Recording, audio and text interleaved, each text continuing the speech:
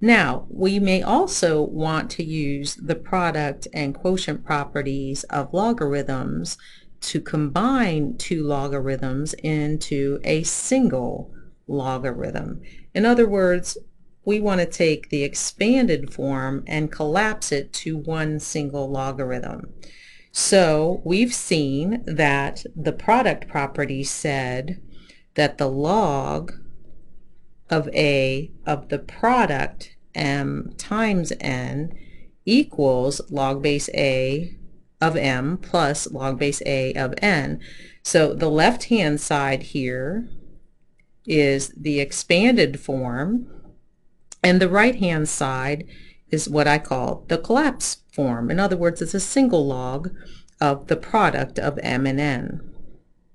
Likewise, the quotient property backwards is log base A of m minus log base A of n is the single log base A of the quotient.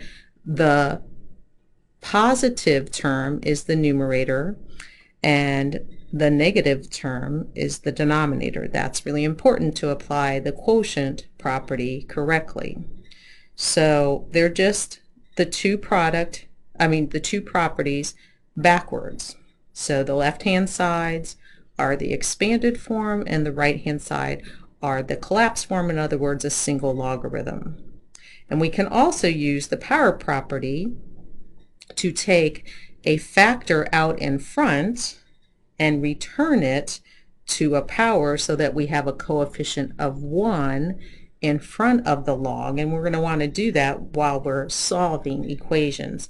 In other words, if we have a factor in front of a log statement, we can return it to its exponent place and rewrite this as the equivalent of log base A of the argument m to the r power.